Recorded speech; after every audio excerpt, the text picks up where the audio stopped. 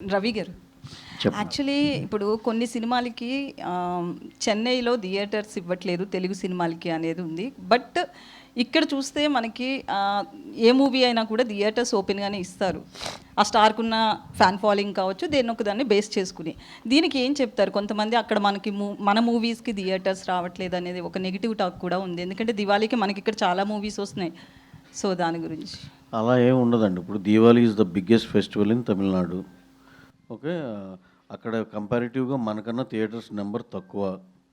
Theatres మనకి 1800 ఎంత ఉన్నాయి, అక్కడ ఉన్న 600 700 ఇఫ్ ఐఎమ్ రైట్, లేకపోతే మ్యాక్సిమం 800 ఉంది. సో ఇప్పుడు ఒకటేనండి, ఇప్పుడు సినిమాలన్నీ రిలీజ్ అవుతాయి.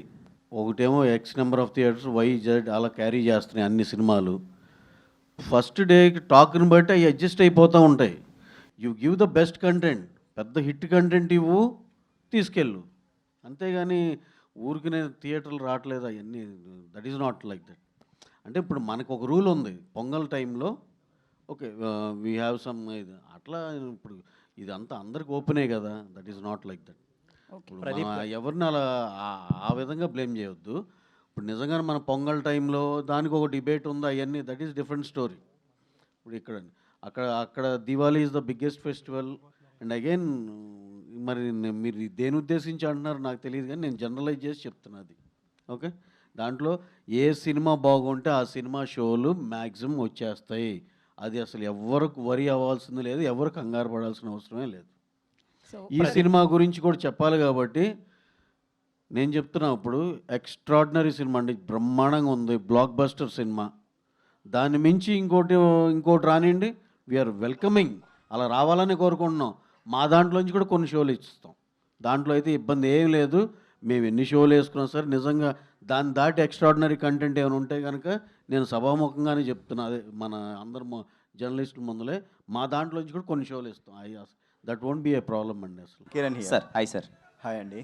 ఇప్పుడు మనము మీరు పెద్ద మనసుతోని పక్క రాష్ట్రం నుంచి హీరో వస్తే గౌరవించాలని చెప్పారు. మనం కూడా పక్క రాష్ట్రంలో సినిమా వేసినప్పుడు మనకు కూడా గౌరవం ఇవ్వాలి. మీరు అదే విషయం చెప్పారు. కా సినిమా విషయంలో మీరు థియేటర్లు దొరక్క కష్టపడ్డామని చెప్పారు. కానీ ఒక ప్రొడ్యూసరు మీకు కౌంటర్ ఇచ్చేలాగా ఈ మధ్యలో మాట్లాడాడు. సరైన కంటెంట్ తీస్తే థియేటర్లు దొరుకుతాయి అనే కామెంట్ చేశారు. దాని మీద మీరు ఎట్లా అంటారు?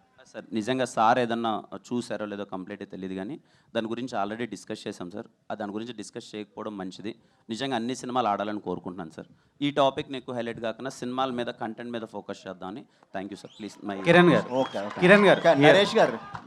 నరేష్ గారు సార్, మీ ఊపు జోష్ చూస్తే 4 స్తంభాల 2 చేస్తే బాగుంది అనిపిస్తుంది. మీరేమంటారు సార్?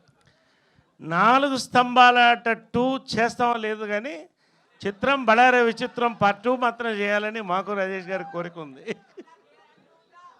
ఓకే అండి. కిరణ్ గారు, బ్రో, హాయ్ బ్రో. చాలా స్టైలిష్గా కనిపిస్తున్నారు. Thank you bro. First of all congratulations. Me audience, me fans అరుపులు, టేజర్, ట్రైలర్, సాంగ్స్, కంటెంట్ అంతా బాగుంది. కానీ ఈరోజు వేర్ ఈజ్ యుక్తి తను యాక్చువల్గా చిన్న వేరే డేట్స్ వేరే వాళ్ళకి ఇచ్చడం వల్ల రాలేకపోయింది. ఖచ్చితంగా తను వస్తుంది వాళ్ళతో. ఓకే. అండ్ నాని డైరెక్టర్ గారు ఒక మేమర్ నుంచి డైరెక్టర్గా ఛాన్స్ ఇచ్చే హీరోలు చాలా తక్కువ మంది ఉన్నారు. సో అందులో మీరు ఒకళ్ళు. ఏం చూసి ఈ ఛాన్స్ ఇచ్చారు? అంత కాన్ఫిడెన్స్ ఏంటి? ఏ లేదండి, అంటే నా ఉద్దేశం ఏంటంటే, అది మేమర్ అయినా సరే, ఫార్మర్ అయినా సరే, నా దగ్గరకు వచ్చి ఎదురుగా కూర్చున్నప్పుడు 2 గంటలు నన్ను ఎగ్జైట్ చేసి కథ బాగుంది అనిపిస్తే నేను బ్యాక్గ్రౌండ్ ఏది చెక్ చేయనండి. ఎక్స్పీరియన్స్ ఎంత ఏది ఉందని నేను చెక్ చేయను, నేను ఇస్తానండి. Thank you. సో ఓకే, ఇప్పుడు ఈ పండక్కి 4 సినిమాలు వస్తున్నాయి. ఈ 4 సినిమాల్లో మీకు బాగా నచ్చిన ట్రైలర్ ఏంటి? అంటే లేదండి, దేన్ని తక్కువగా ఈ స్టేజ్ మీద ఉండి యాజ్ ఎ హీరోగా ఉండి వేరే దాన్ని కంపారిజన్ చేసి, నేను కాంపిటీషన్లో నేను ఉన్నాను కాబట్టి దాని గురించి మాట్లాడకూడదు.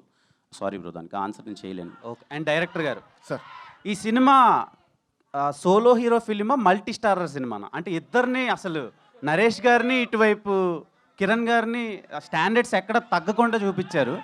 లేదండి, అంటే మేము ఇంకా ఏం అవ్వలేదు. వాళ్ళు ఆల్రెడీ స్టార్స్, వాళ్ళు ఆల్రెడీ ఆయన జెన్యున్గానే ఈ సినిమాలో చాలామంది స్టార్స్ ఉన్నారు. సాయి కుమార్ గారు, నరేష్ గారు, వాళ్ళు చాలా యాడ్ ఆన్ చేశారండి. సారీ నేను ఇంటరప్ట్ చేసినందుకు, బట్ దట్స్ మై ఫీలింగ్. వాళ్ళని ఈ సినిమాలో 1 to 10 కిరణ్, 11 తర్వాత అందరు రాసుకోండి, నేను చెప్తున్నా.